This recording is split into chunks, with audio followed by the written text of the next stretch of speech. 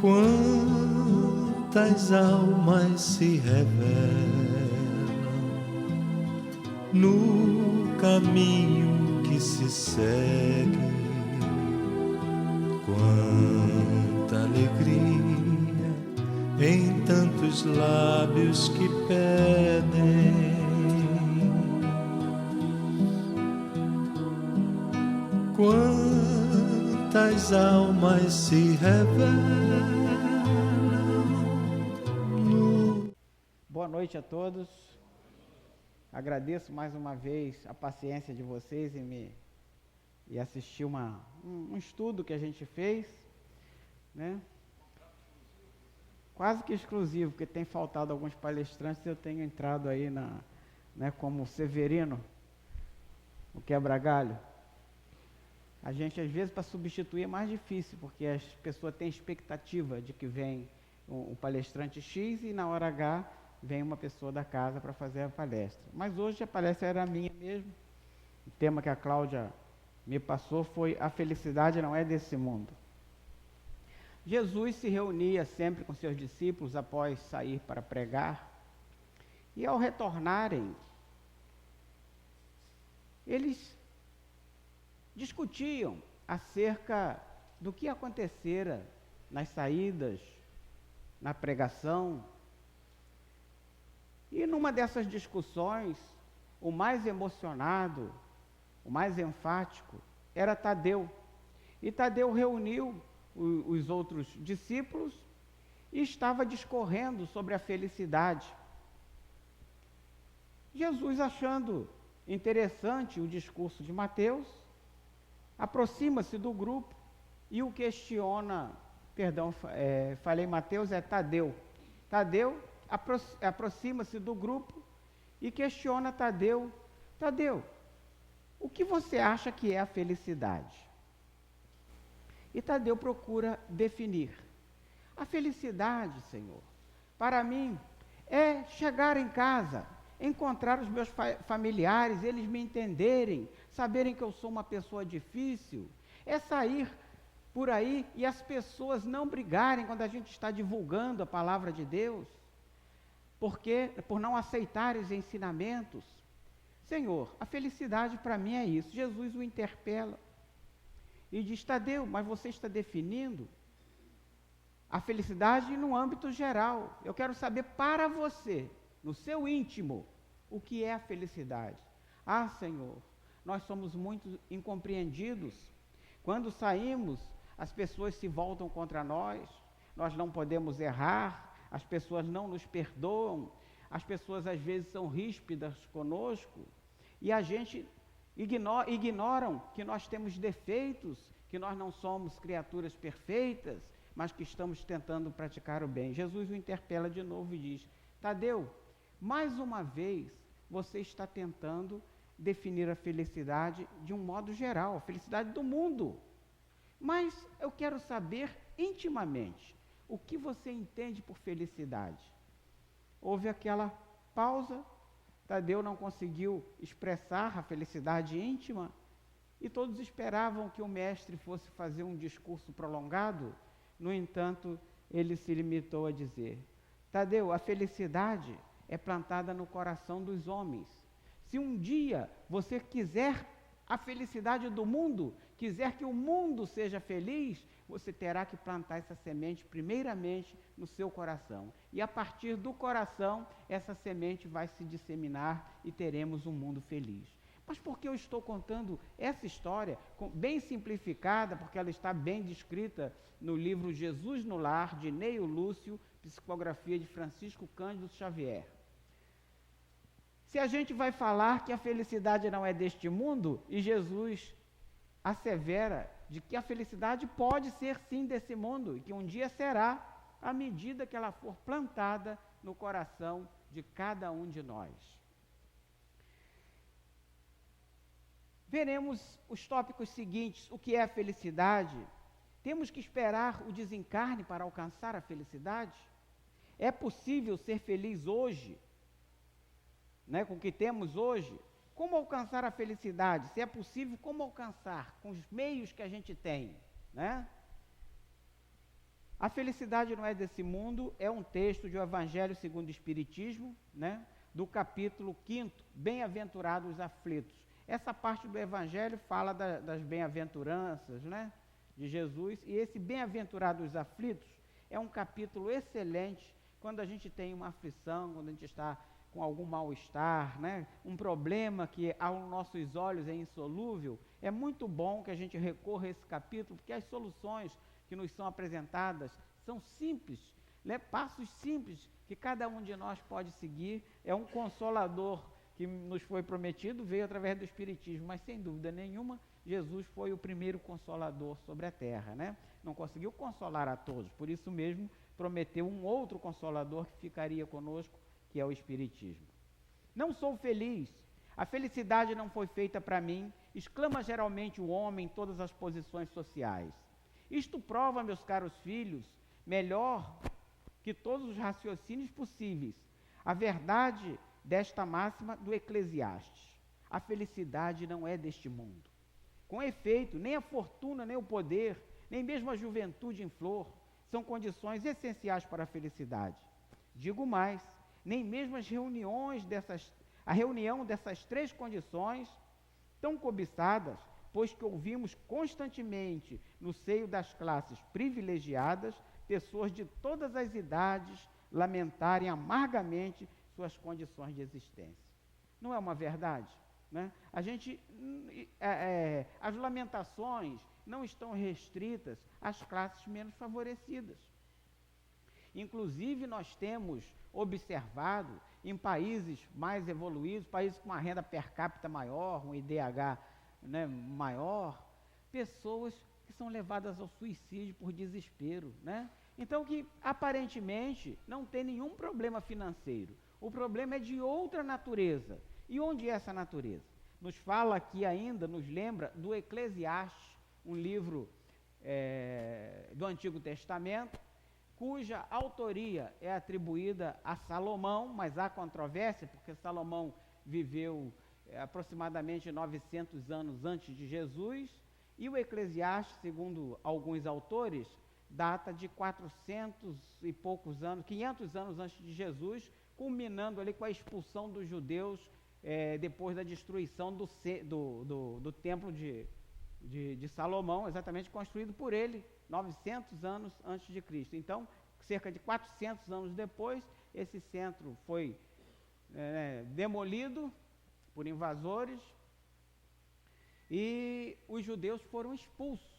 Então, para consolar esses judeus, esse autor, né, poético, que se intitulava Rei, daí atribuírem a Salomão, né, se intitulava Rei, né, escreveu esses textos belíssimos, mostrando que a felicidade não estava nas coisas materiais que aqueles judeus haviam perdido, pois foram expulsos, não puderam levar nada, né? Não estava nas coisas materiais, e sim no potencial de cada um, no convívio, na família, nas coisas simples que a gente adquire, que a gente tem contato no dia a dia. Em síntese, o Eclesiastes trata disso.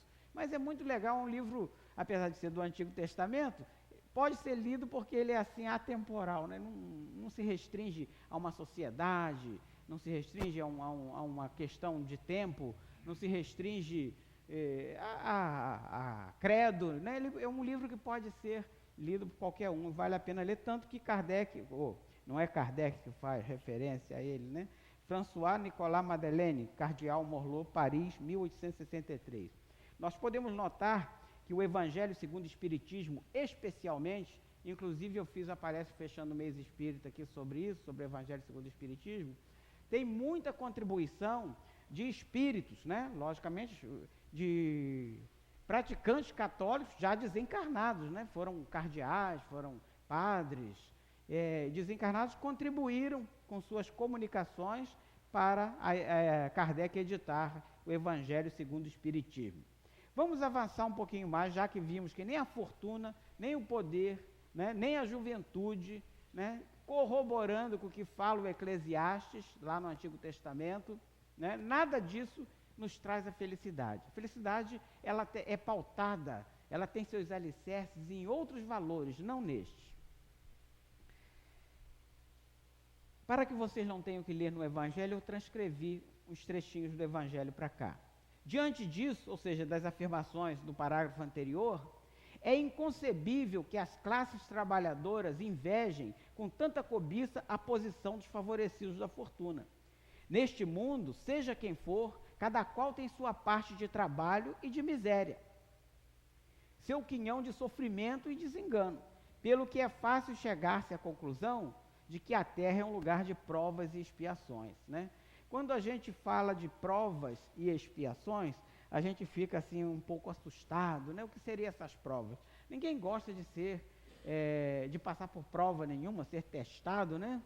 E as expiações são, digamos assim, na sua trajetória, né? Alguns espinhos que você não poderá evitar, você vai ter que atritar, que se esquivar, tentar superar esses espinhos, essas dificuldades colocadas na sua vida. Ah, mas então a gente reencarna para sofrer? Não, não é para sofrer, não. Uma vez que nós espíritas sabemos que quando reencarnamos, nós escolhemos a natureza das provas, né? Nós que já temos algum discernimento, se assim o tivermos quando desencarnarmos, né?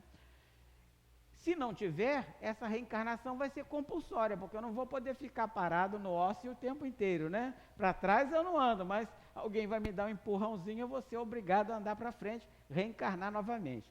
Mas uma vez que o espírito desencarnado tenha alguma consciência, né, do que ele fez, de como ele aproveitou a encarnação passada, porque desencarnado você recobra a sua memória, né? Pelo menos a parte da memória que é necessária para a sua evolução. E então, você tem novo conceito de felicidade.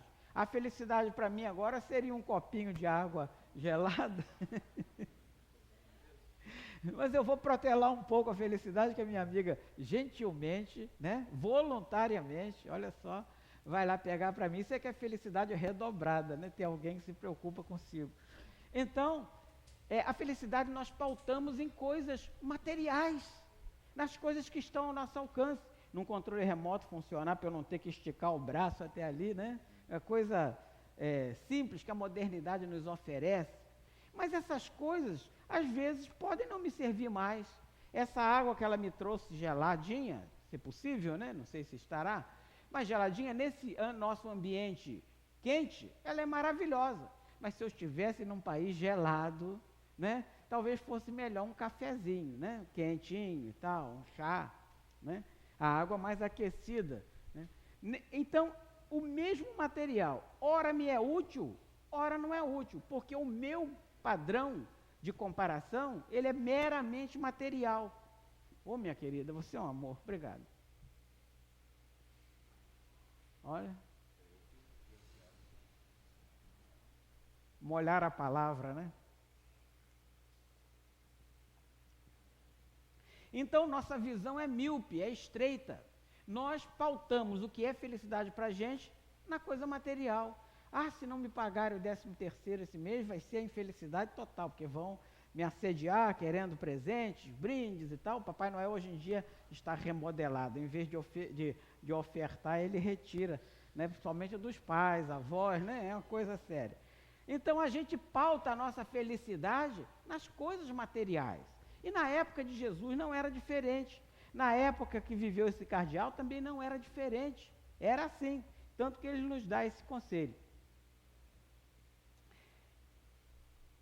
Avancemos. Pois assim, que os que pregam que a terra é a única morada do homem e que somente nela e numa única existência lhe é permitido alcançar o mais elevado grau de felicidade que a sua natureza comporta, iludem-se e enganam aqueles que os ouvem. Basta lembrar que está demonstrado por uma experiência multissecular que este globo só excepcionalmente reúne as condições necessárias para a felicidade completa do indivíduo. Então, no nosso planeta, a gente pode ter flash de felicidade, de êxtase, né? De felicidade completa, mas só excepcionalmente. São flash, porque nós não estamos aqui a passeio, né? Nós reencarnamos quando a nossa consciência nos lembrou de que não fizemos todas as lições, que não fomos aprovados em todas as provas, que poderíamos ter combatido mais vícios, ter evoluído mais. Então, eu desencarnado, eu escolho a natureza das provas que eu quero passar, né? Por exemplo, se eu era uma pessoa muito preconceituosa, né, contra preconceito racial mesmo, eu posso vir naquela raça contra a qual eu manifestava o preconceito, para expurgar esse sentimento, né, uma vez que nós podemos reencarnar em qualquer lugar, em qualquer país, em qualquer religião, em qualquer família, em qualquer povo, né?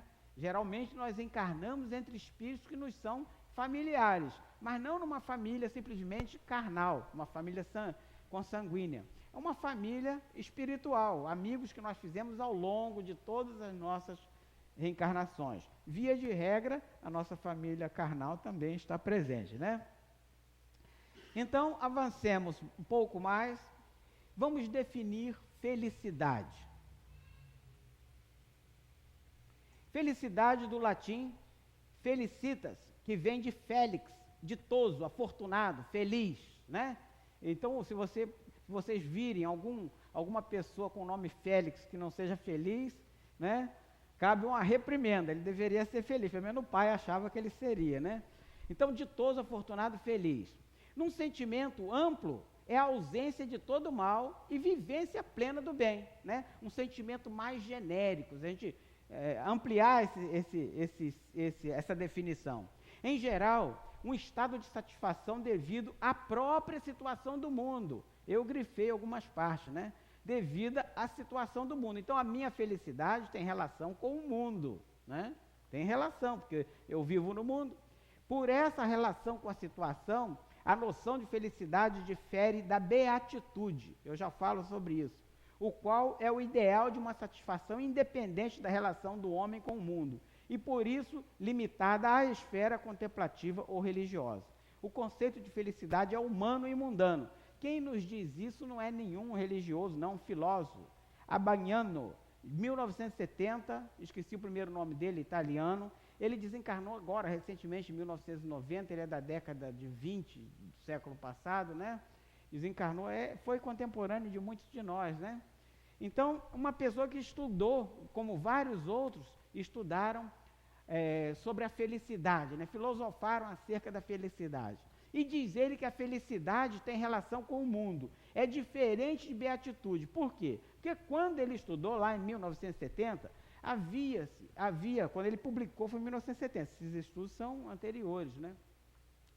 Havia uma tendência a achar que a felicidade a gente só conseguia se a gente se livrasse da matéria, se despojasse de tudo que é material, né, e tivesse uma vida contemplativa, de monge. Quem, por exemplo, desposou esse conceito foi São Tomás de Aquino, né? Que ele disse de se distanciar do mundo mundano para viver uma vida isolada, e aí, nessa proximidade com a divindade, você teria essa felicidade plena.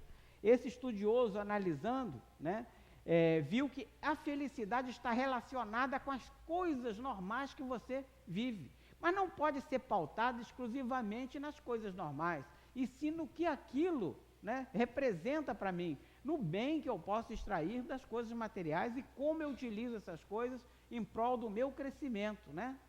Que eu posso utilizar as coisas materiais em prejuízo dos outros, até mesmo para me fazer mal, né? Se eu sou dependente de algum vício.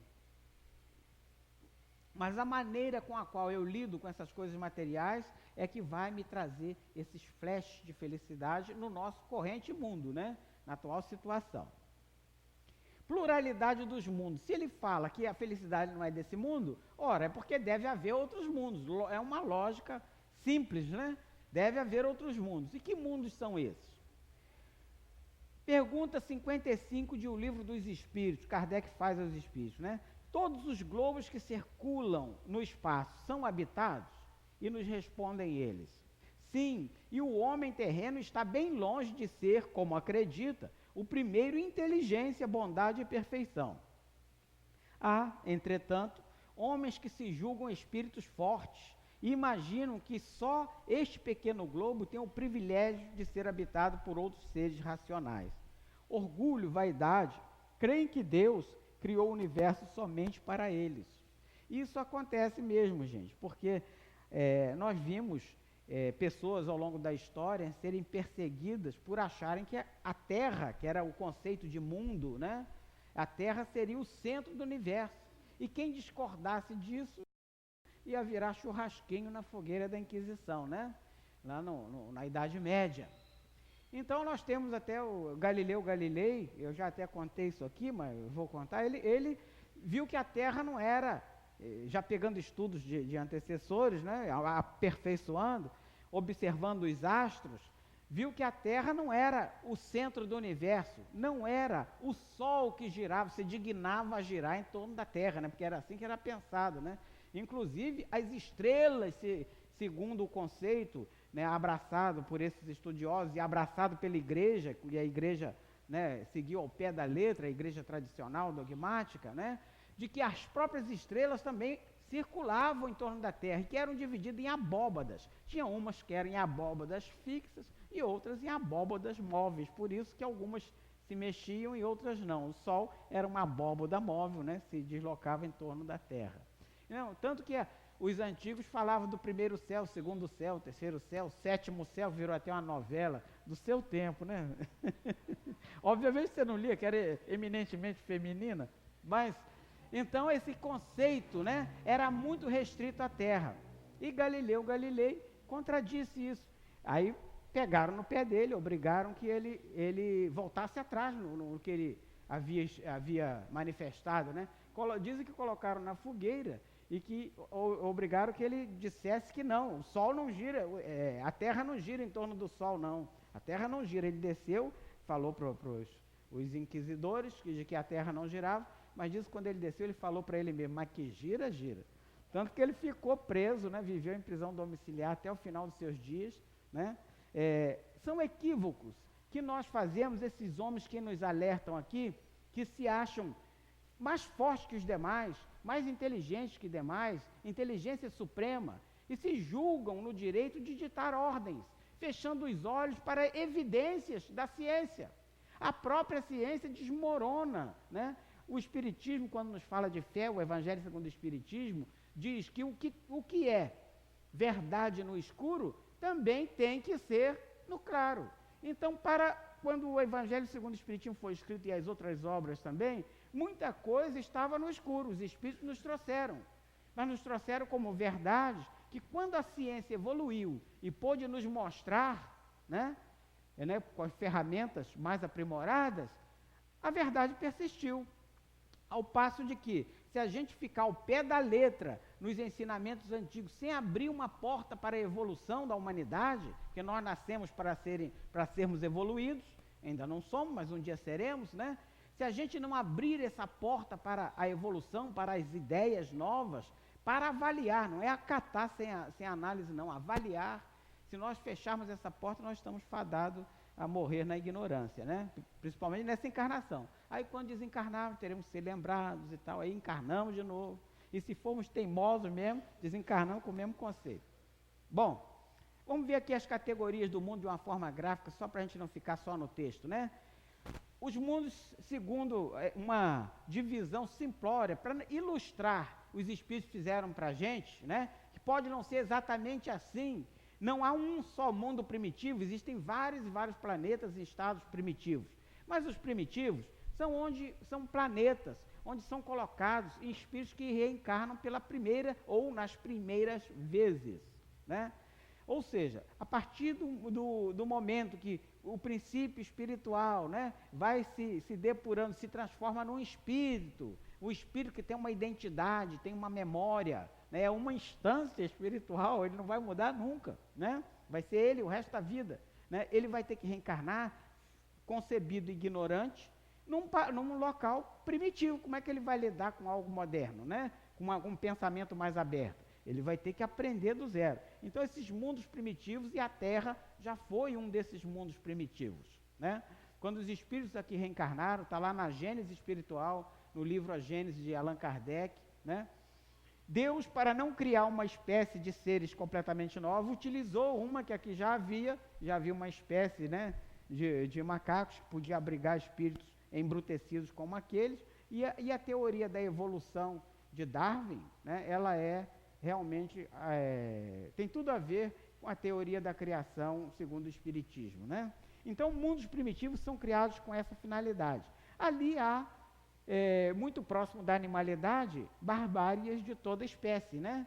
Que coisas que para o animal faz com o outro, que é predar o outro, né? E para a gente isso aí é terrível, mas para o animal é uma coisa completamente natural. E o ser, à medida que vai aprendendo, ele vai pegando, aprimorando sua consciência e vendo o que é certo e o que é errado. Se o mundo evoluem os espíritos e evoluem os mundos também. A Terra evoluiu, hoje é um planeta de provas e expiações. Reuniu porque foram reencarnando, mudou porque foram reencarnando aqui seres, né, cada vez mais aprimorados, mais inteligentes, ainda muito longe da perfeição, né? Mas mais evoluído, e conseguiu a Terra também melhorou o ambiente, né? Quando a gente tem um esclarecimentozinho menor, o que a gente faz para morar, né? Uma oca, talvez a tenda, uma palhoça, uma coisa qualquer. À medida que você vai descobrindo que pode aproveitar melhor a luz do sol, né? A pessoa se transforma num arquiteto de renome, como Aristarco, né? E já vai conceber moradas mais inteligentes, né? Hoje em dia nós estamos buscando aperfeiçoar as coisas, usar os recursos naturais de maneira mais racional. E aí já não dá para um mundo primitivo, a gente vai reencarnar para exercitar esse tipo de inteligência no mundo já de provas e expiações, pelo menos, né? Nesse mundo de provas e expiações, por quê? Porque a gente já falou que quando desencarna, a gente obviamente não foi aprovado em todas as lições, vai ter que reencarnar. E para reencarnar, a gente vai passar pelas expiações. O que são expiações? São roteiros que nós traçamos, que nós temos que passar porque nós não fomos bem em situações anteriores. E as provas? Vez ou outra, ou no meio dessa caminhada, acontecem percalços, acontecem situações para abreviar um pouquinho esse nosso fardo, né? Então os espíritos bondosos nos colocam algumas provas, né? Quais são essas provas? Pode ser, sei lá, a perda de um ente querido, a perda de um emprego, para cada um conforme sua necessidade, né? Provas que a gente tem que passar uma doença, uma enfermidade qualquer mais grave, né? Para a gente aprimorar. Então, no mundo de expiações e provas, existe o mal e existe o bem também. Afinal de contas, na Terra não existe o bem? Num momento tal de que o bem já está suplantando até um pouco o mal, né? A ponto do planeta estar em vias de se tornar um mundo mais evoluído do que esse, que é um mundo de regeneração, né? À medida que a gente vai melhorando, a Terra vai melhorar. E nós também, se melhorarmos, qualquer um espírito, se melhorar, se antes da Terra melhorar, vai ser convidado a encarnar num mundo, né, de regeneração, que não seja o nosso planetinha Terra, que seja um outro, né? Mundo de regeneração. Lá também ainda existe o mal e também existe o bem. E também existe ainda a necessidade material. Ora, a necessidade material vai diminuindo à medida que o mundo vai evoluindo, né? Então, o bem também vai se expandindo à medida que o mundo vai evoluindo. Então, o mundo de regeneração tem o mal e tem o bem, mas o bem já é maior do que o mal. Aí, uma vez que é mais evoluído, tem os mundos ditosos ou felizes. Lá habitam espíritos felizes, não quer dizer que vivam só rindo, só circo e pão, né? Como já era recomendado desde a antiguidade. Não é só isso não, tem muito trabalho também. Ditosos e felizes, porque para eles a felicidade já não é a felicidade que é para nós. Não é um controle remoto funcionando, não é um copo d'água gelada, um abraço, sei lá, um namoro, um casamento bem sucedido, um emprego bom. Para eles a felicidade está talvez em fazer o bem para outros, né? Em serem mais altruístas. Nós ainda temos uma dificuldade muito grande no campo do altruísmo, né? Uma vez passado dessa fase, tem o mundo dos celestes ou divinos. Celestes ou divinos são aqueles espíritos que já independem da matéria, né? Praticamente independem da matéria. Ou seja, eles não precisam mais de corpos, que nem o nosso, né? Já vivem com os... e eles podem reencarnar em outros lugares? Podem. Bom, vamos ver. de um mundo de regeneração, por exemplo, que já está numa situaçãozinha melhor, né? Esse aqui, o roxinho, pode reencarnar, né, no mundo de expiações e provas? Pode, claro que pode. Podem vir para nos servir de exemplo, né? Até de um mundo mais à frente, dos ditosos ou felizes. Voltei para lá. Eu estou no de regeneração, né? O planeta melhorou, virou ditoso ou feliz. O que vão fazer comigo? Tome, volta para lá, né? Não tem outro lugar? Bom, existem emigrações, né? Emigrações e imigrações entre mundos também, né? Não é só do plano espiritual para o plano material, não. Bom, ditosos e felizes. E dos celestes ou divinos? Pode ser que alguém reencarne aqui? Ou reencarne ainda aqui? Pode. Não pode não? Claro que pode. E Jesus não foi um desses casos? Né? Jesus já estava numa situação celestial. Ele teve que se embrutecer muito para reencarnar aqui e nos servir de exemplo e de guia, através dos seus exemplos. Não foi através de palavras, porque a gente está estudando aqui, palavras, algumas frases de Jesus, que alguém discorreu sobre elas e tal, colocou aqui, e essas lições são importantes, mas as mais importantes são as ações, porque Jesus não ficou só no campo da teoria. Aliás, foi onde ele menos exercitou, ele exercitou mais na ação. Se ele quisesse exercitar mais no campo da teoria, teria deixado muitos escritos, e no entanto não deixou nenhum, não é mesmo? Através do tempo, alguns pensadores se preocuparam com a felicidade, né? Sócrates foi um deles. Viveu de 469 a.C. a 399. Quando a gente estuda idades anteriores a Cristo, né? A gente tem até uma certa dificuldade, porque a maior é a mais antiga, né? Quando eu estava na escola, que eu passei a estudar isso, eu tinha uma certa dificuldade em ver. Quanto maior o número, mais antigo é, né? Que é antes de Cristo. Depois de Cristo é o contrário, quanto maior o número, mais recente é, né? Então ele viveu 469 a.C. a 399. E para ele a felicidade, a chave da felicidade, da conquista da felicidade é o conhece-te a ti mesmo. Então se eu conhecer a mim, eu saberei as minhas necessidades e saberei como satisfazer racionalmente, porque ele pregava a razão, né? Racionalmente, saberei como satisfazer essas minhas necessidades. Então eu serei feliz. Ora, isso é exatamente o que nos aconselha a doutrina espírita hoje. O autoconhecimento, né? Porque nós, até outra palestra que eu fiz aqui, nós somos homens integrais. A gente não pode se ver só como matéria, como muitos ainda se veem, né? Só como matéria, ou só como espírito, ficar excluído da matéria, né? Recluso num monastério qualquer, deve ter o seu valor, e certamente tem, porque produzem-se pensamentos lá dentro, correntes de pensamentos, mas o bom mesmo é eu estar na matéria e saber como utilizar racionalmente. Então, conhece-te a ti mesmo, para Sócrates, era um necessário para atingir a felicidade. Platão, que foi discípulo de Sócrates, né? Muito embora seja contemporâneo ali, né? Platão, para ele, a noção de felicidade era relativa à situação do homem no mundo e aos deveres que aqui lhe cabem. Então, a situação que ele tinha aos deveres, de acordo com a sua posição social, né? Você tem determinados deveres, né? Com a sua situação. Então, a felicidade estava em ele, e ele está situado, né? Naquele contexto existencial dele, né? Para Platão, se uma pessoa está inserido no seu contexto existencial, executando bem suas tarefas, ele está no caminho da felicidade. Para Aristóteles, né, a felicidade é mais acessível ao sábio que mais facilmente basta a si mesmo, né? Então, Aristóteles já ligava a felicidade à sabedoria. Então, ao estudo, né? Se eu sei mais, se eu conheço mais, eu sou mais feliz, né? Eu tenho condição de ser mais feliz. Então, ele liga ao conhecimento. E também não está em desacordo com a doutrina espírita, não, que nos chama para o conhecimento. Nem com Jesus, que também chamava, né? Nos chamava para o conhecimento.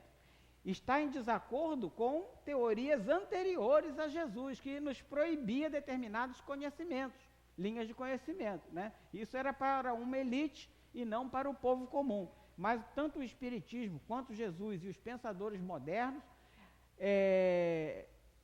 nos mostram que a linha para atingir a felicidade passa sim pelo conhecimento, mas é aquilo que na realidade deve entender todos os homens. Todos os homens, não há ninguém, mesmo aquele que hoje em dia ele está parado, ele tende para um dia ser sábio. Um dia ele será mais sábio, né? Se nós formos olhar bem o discernimento, capacidade de discernir as coisas, modifica-se a cada dia. Um texto que nós lemos ontem, né? A partir do momento que eu medito, que eu deito, durmo, sou lá instruído pela espiritualidade, né? No desdobramento, né? Que eu medito sobre o meu dia, sobre a minha vida, e eu ler o mesmo texto no dia seguinte, eu vou aprender coisas novas, eu vou entender naquele texto coisas novas, eu vou descobrir situações, nuances que antes eu não tinha visto, né? Porque a gente melhora a nossa capacidade cognitiva e a nossa capacidade moral a cada dia, né? A visão bíblica. No Velho Testamento, a felicidade centra-se na aquisição de bens mais elementares, como comer, beber, viver em família, e no temor a Yahvé, que é como chamavam Deus, né? Que equivale à atitude religiosa do homem. Então, restringia o conceito de felicidade ao conceito da vida familiar, que passava também pelo material, tá? Para o judeu é muito importante, inclusive, essa família se ampliar dentro da mesma família, por causa do conceito material. A quantidade era importante, né? Tanto dali os casamentos serem ali acompanhados de dotes, né? De gordos dotes e aí por diante, né? O dote sempre presente, porque era importante. Mas restringia a isso e ao temor às leis divinas. Ora, nós temos que temer leis divinas, gente. Para nós hoje, com a nossa capacidade de entendimento, as leis divinas, nos informa a espiritualidade, está gravada na nossa mente. Então não é para a gente temer, não. Elas estão ali e nos alertam quando nós saímos. Mas naquela época, o povo ainda era mais bruto do que somos hoje. Então, precisava de leis rígidas. Notemos que Moisés foi responsável por levar aquele povo da escravidão no Egito para uma terra prometida. E olha que essa promessa era material, era uma terra. Honrai pai e mãe para receber, fazer jus à terra que o Senhor Deus vos dará. Era terra, era território, né?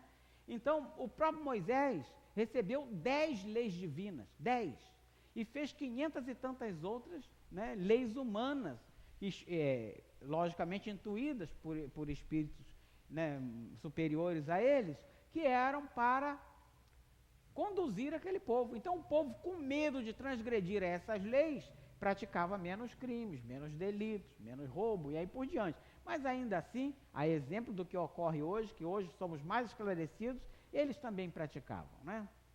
E no Novo Testamento? O Novo Testamento, a felicidade está nas bem-aventuranças prometidas por Jesus. Agora mesmo nós estamos aqui estudando umas das bem-aventuranças. Bem-aventurados os aflitos. Ora, o Antigo Testamento falava das bem-aventuranças de uma outra maneira. Bem-aventurado aquele que não sofre, bem-aventurado aquele que tem dinheiro, aquele que tem esposa, não era uma esposa só, que eles podiam casar com mais de uma. O próprio Salomão, que a gente já falou, tinha 170 e poucas, né? Acho que é o campeão absoluto. Então, bem-aventurado era quem tinha tudo isso. Já o Novo Testamento não. Bem-aventurado os aflitos, né? E assim por diante, colocava nas coisas pequenas, né? Porque quem é mais despojado dessas coisas, ele tem mais facilidade em alcançar o conhecimento e em saber que as coisas simples lhe bastam, que ele não precisa de muita coisa para ser feliz. Então, a visão do Velho Testamento é bem diferente da visão do Novo Testamento. Voltando ao nosso texto de O Evangelho segundo o Espiritismo, Bem-aventurados os aflitos. Num sentimento geral, pode afirmar-se que a felicidade é uma utopia, né? Do jeito que a gente estabelece materialmente, cuja perseguição se lançam as gerações sucessivamente, sem jamais a alcançarem. Porque a gente que pauta em coisa material, a gente não alcança nunca.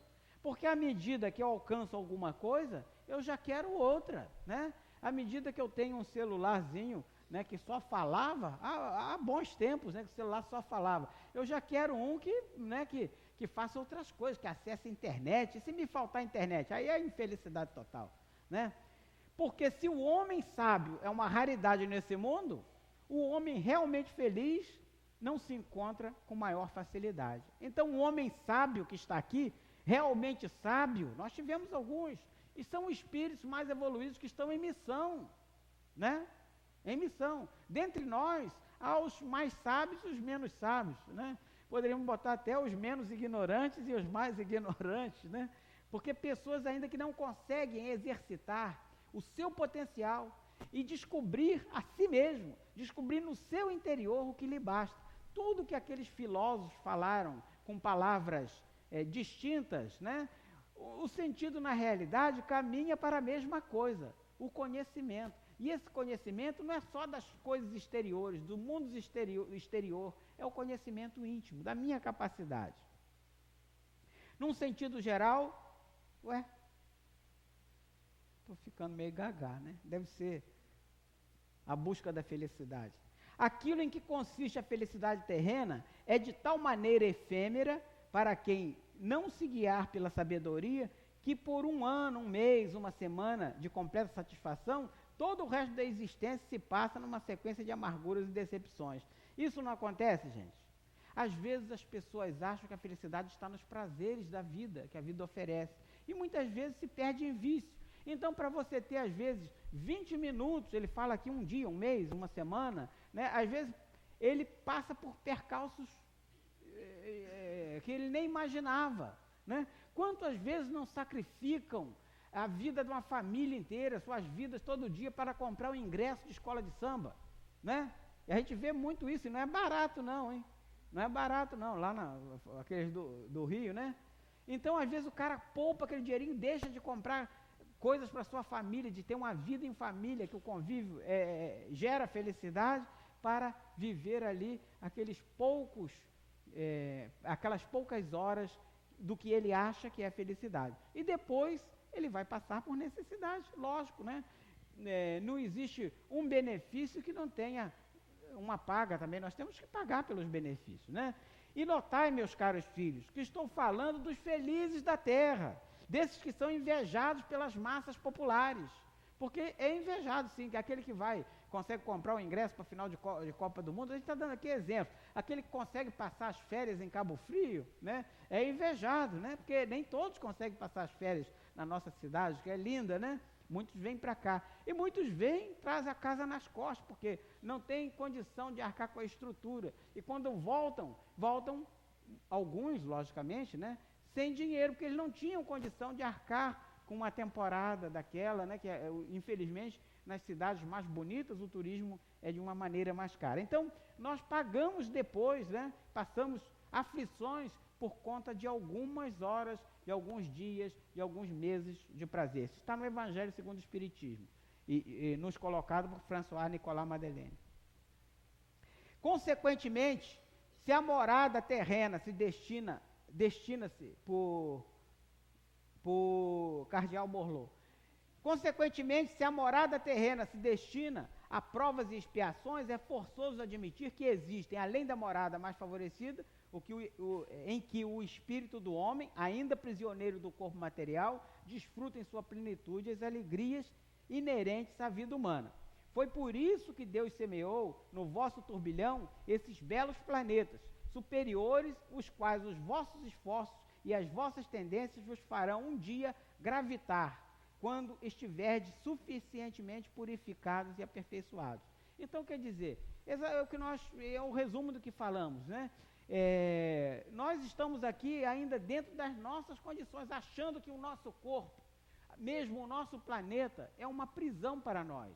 Por isso, muitas vezes, as crises de depressão, a melancolia, também tratada em O Evangelho segundo o Espiritismo, também ainda aqui, nesse mesmo capítulo, Bem-aventurados os aflitos, que tem um item chamado A Melancolia, e nos diz que nós, às vezes, nos tornamos tristes, sem motivo qualquer aparente, porque nos lembramos, lá no nosso subconsciente, não é uma lembrança que a gente traz para o mundo de hoje, a gente se lembra que um dia nós fomos livres do corpo físico e nós podíamos ir onde queríamos, estávamos experimentávamos uma felicidade mais plena. Eu desafio os senhores a buscarem nos seus pensamentos, lá na memória mais íntima, um momento daquele em que você sonhou, estava sonhando, e se sentia naquele sonho extremamente feliz, que você não queria nem acordar, sabia que estava dormindo e não queria acordar. Quem já passou por isso aqui? Né? Muitos de nós já passou, com certeza já passou. Né?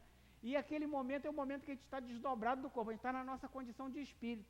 E na nossa condição de espírito a gente experimenta sensações, felicidades que a gente não consegue experimentar na situação de encarnado, né? em vigília. Bom, então, vamos seguir um pouquinho mais. Não obstante, não se deduza das minhas palavras, né? O cardeal Morlot, que a terra esteja sempre destinada a servir de penitenciária. Não por certo, porque do progresso realizado podeis facilmente deduzir o que será progresso futuro, das melhorias sociais já conquistadas, as novas e mais fecundas melhoras que virão. Essa é a tarefa imensa que deve ser realizada pela nova doutrina que os Espíritos vos revelam. Então, gente, isso aqui é um alento para nós, dizendo que a gente não deve ter esperança, porque a Terra definitivamente não é penitenciária, né? A Terra, ela é simplesmente um laboratório. Nós estamos aqui. E se nós melhorarmos, né, além do que a Terra comporta, nós seremos, né, deportados para um localzinho melhor, um planeta melhor. Se a Terra melhorar, né, e nós não acompanharmos, portanto estejamos atentos, nós seremos também deportados para um mundozinho na situação da Terra, porque se a Terra já mudou e nós não mudamos, né? Então nós temos uma missão importante, que é de caminhar. E olha só que coisa interessante, né? Deus realmente é um sábio, né? Uma sabedoria suprema, né? Inteligência suprema. Porque nós, para caminharmos, a nossa evolução, cada qual faz. Eu não vou conseguir fazer a evolução do Aristarco, né? Certamente não. Mas eu preciso dele para evoluir também, né? Preciso, né, da benevolência dele, né? Para superar as minhas dificuldades, né? A gente precisa conviver. A gente não consegue evoluir sozinho. Sozinho a gente não vai a lugar nenhum. A gente precisa do outro para conviver, né? Então isso é muito interessante. Assim, pois, meus queridos filhos, que uma santa emulação vos anime, e que cada um de vós que se despoje energicamente do homem velho, ou seja, do conceito antigo, né? Esse conceito atávico que ainda trazemos, entregai-vos inteiramente à vulgarização desse espiritismo, da nossa doutrina, que já deu início à vossa própria regeneração, né? A partir do momento que a gente conhece a doutrina espírita, que a gente quebra conceitos antigos, a gente tem uma mudança de paradigma sobre alguns paradigmas que nos colocaram. Por exemplo, a morte. A morte, ela não existe da maneira que nos foi colocada por séculos e séculos, né? Que é a morte com destino definitivo, que separaria famílias, uma vez que um iria para um local, outro iria para outro, e aí por diante. Então essa morte a gente sabe que não é assim. A morte é para aproximar e aproximar cada vez mais, e para ampliar esse nosso círculo de amizade, esse nosso círculo familiar. É um dever fazer vossos irmãos participarem dos raios dessa luz sagrada. A obra, portanto, meus caros filhos, que nessa reunião solene todos os vossos corações se voltem para esse alvo grandioso, de preparar as futuras gerações de um mundo em que a felicidade não seja mais uma palavra vã, seja uma realidade, né? Felicidade é realidade, só que nós não conseguimos ver, né? E para fechar, eu trago aqui um texto sobre a felicidade, né? Foi colocado por Vicente de Carvalho, que foi dentre outras coisas, um poeta brasileiro, português, viveu de 1866 a 1924, né? Vicente de Carvalho. Só leve a esperança em toda a vida, disfarça a pena de viver, mas nada. Nem é mais a existência resumida que uma grande esperança malograda. O eterno sonho da alma desterrada, sonho que traz ansiosa, embevecida, é uma hora feliz, sempre adiada, e que não chega nunca em toda a vida. Essa felicidade que supomos, árvore milagrosa que sonhamos, toda arreada de dourados pomos, existe sim, mas nós não a alcançamos, porque está sempre apenas onde a pomos, e nunca a pomos onde nós estamos. Muita paz, meus irmãos, que Jesus esteja sempre presente em nossas vidas, nos mostrando essas lições tão simples.